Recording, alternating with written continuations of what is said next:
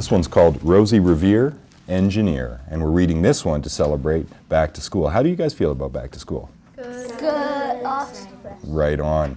Well, your teachers aren't going to force you to decide what you're going to do when you grow up just yet, but they want you to become aware of your interests and the things that inspire you and that you want to learn more about. And these are called career pathways. And so let's read this book to find out a little bit about Rosie's career pathway.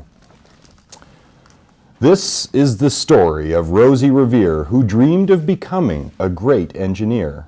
In Lila Greer's classroom at Blue River Creek, young Rosie sat shyly, not daring to speak. But when no one saw her, she peeked in the trash for treasures to add to her engineer's stash.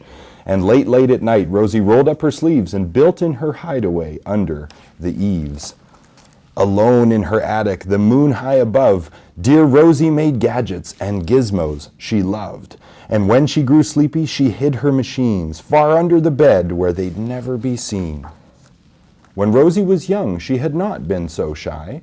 She worked with her hair swooping over one eye, and she made fine inventions for uncles and aunts, a hot dog dispenser and helium pants. The uncle she loved most was Zookeeper Fred. She made him a hat to keep snakes off his head, from parts of a fan and some cheddar cheese spray, which everyone knows keeps the pythons away. And when it was finished, young Rosie was proud, but Fred slapped his knee and he chuckled out loud. He laughed till he wheezed and his eyes filled with tears, all to the horror of Rosie Revere, who stood there embarrassed, perplexed and dismayed. She looked at the cheese hat and then looked away. "I love it," Fred hooted. "Oh, truly I do." But Rosie Revere knew that could not be true. She stuck the cheese hat on the back of her shelf, and after that day, she kept her dreams to herself. And that's how it went until one autumn day, her oldest relation showed up for a stay. Her great-great-aunt Rose was a true dynamo who'd worked building airplanes a long time ago. She told Rosie tales of the things she had done and goals she had checked off her list one by one. She gave a sad smile as she looked to the sky. "The only thrill left on my list is to fly. But time never lingers as long as it seems. I'll chalk that up to an old lady's dreams." That night, as Rosie lay wide-eyed in bed, a daring idea crept into her head. Could she build a gizmo to help her aunt fly? She looked at the cheese hat and said, "No, not I." But questions are tricky, and some hold on tight, and this one kept Rosie awake through the night. So when dawn approached and red streaks lit the sky, young Rosie knew just how to make her aunt fly. She worked till the day was half gone, then hauled her cheese copter out onto the lawn to give her invention a test just to see the ridiculous flop it might turn out to be. Strapped into the cockpit, she flipped on the switch. The helio cheese copter sputtered and twitched. It floated a moment and whirled round and round, then froze for a heartbeat and crashed to the ground. Then Rosie heard laughter and turned round to see the old woman laughing and slapping her knee. She laughed till she wheezed and her eyes filled with tears, all to the horror of Rosie Revere, who thought, "Oh no, never, not ever again will I try to build something to sputter or spin, or build with a lever, a switch or a gear, and never will I be a great engineer." She turned round to leave, but then great-great-aunt Rose grabbed hold of young Rosie and pulled her in close. She hugged her and kissed her and started to cry. "You did it! Hooray! It's the perfect first try!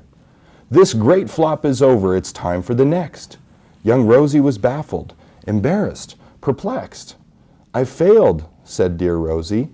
"It's just made of trash. Didn't you see it? The cheese copter crashed."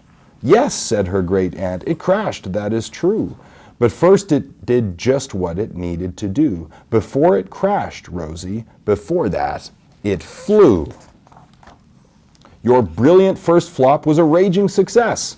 Come on, let's get busy and on to the next." She handed a notebook to Rosie Revere, who smiled at her aunt as it all became clear. Life might have its failures, but this was not it. The only true failure can come if you quit. They worked till the sun sneaked away to its bed. Aunt Rose tied her headscarf around Rosie's head and sent her to sleep with a smile ear to ear to dream the bold dreams of a great engineer. At Blue River Creek, all the kids in grade 2 built gizmos and gadgets and doohickeys too.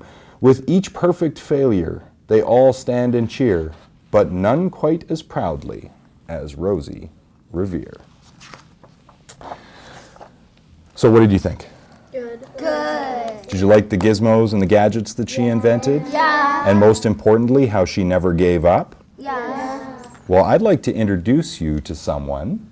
Come on, come and join us. This is Carolyn Schletter, an actual engineer that we have working with us here at the City of Edmonton. Now, Carolyn, could you see yourself in Rosie in this book?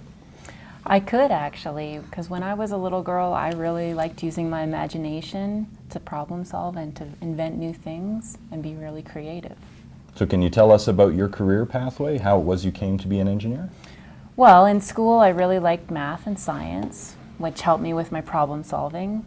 And I also liked art, which helped me with my creativity and my imagination. And then I went to university and took engineering. And what do you love most about your job today? I love working as part of a really big team, and I really like creating and building and making new things in the City of Edmonton. Well, boys and girls, you can see there's lots of opportunities to build and create and maybe even one day work for us at the big team at the City of Edmonton. So those opportunities are all out in front of you, as long as you stay in touch with your creativity.